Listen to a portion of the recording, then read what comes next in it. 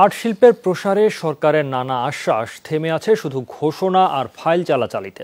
সম্ভাবনার কথা মাথায় রেখে গত বছর ৬ মার্চকে পাট দিবস ঘোষণা করা হলেও আর কোনো উদ্যোগ চোখে পড়েনি। বিশ্ববাজারে প্রতিযোগিতায় টিকতে এখনই দীর্ঘমেয়াদী পরিকল্পনা নেয়ার তাগিদ দিয়েছেন উদ্যোক্তারা।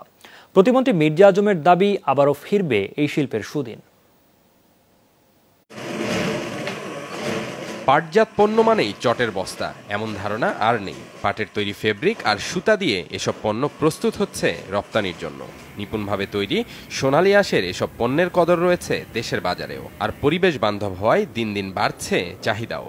এখানে তো যেগুলো বানানো হচ্ছে এগুলো তো অনেক আরামের, সো ট্র্যাডিশনাল আইটেম হিসাবে অনেকই সুন্দর কাজ, অনেক বেশি সুন্দর এবং অনেক বেশি অবাক হয়েছে যে এত সুন্দর জিনিস জুট দিয়ে করা হয়েছে।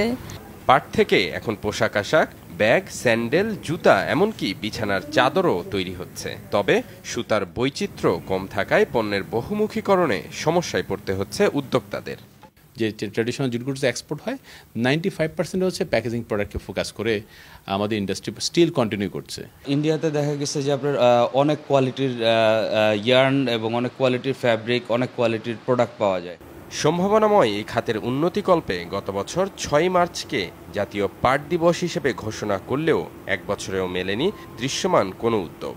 পরিকল্পনা এখনো আটকে আছে কাগজপত্র চালাচালির মধ্যেই। তবে আগামী এক বছরের মধ্যে এ খাতকে ভালো একটি অবস্থায় নিয়ে আসার প্রতিশ্রুতি দিলেন বস্ত্র ও পাট প্রতিমন্ত্রী। সূক্ষ্ম সুতা দ্বারা তৈরি যে পাটের কাপড়, সেটা তৈরি করার জন্য কিন্তু আমরা অনেকগুলো পদক্ষেপ নিয়েছি। ইতিমধ্যেই আমাদের এই কম্পোজিট জুট টেক্সটাইল স্পেশালাইজড কিছু জুট মিল আমরা করছি, যে ডিপিপিগুলো প্ল্যানিং কমিশন আছে। বিশ্ববাজারে প্রতিযোগিতায় টিকতে সরকারকে এখনই দীর্ঘমেয়াদী পরিকল্পনা নেয়ার আহ্বান জানিয়েছেন উদ্যোক্তারা।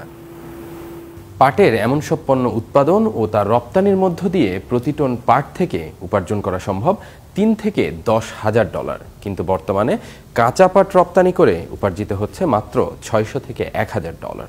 আর তাই উদ্যোক্তারা বলছেন, সুযোগ সুবিধা পেলে আরও ভালো মানের পণ্য উৎপাদন করা সম্ভব, যা সমৃদ্ধ করবে আমাদের অর্থনীতি। আতিক বিন মান্নান, যমুনা নিউজ, ঢাকা।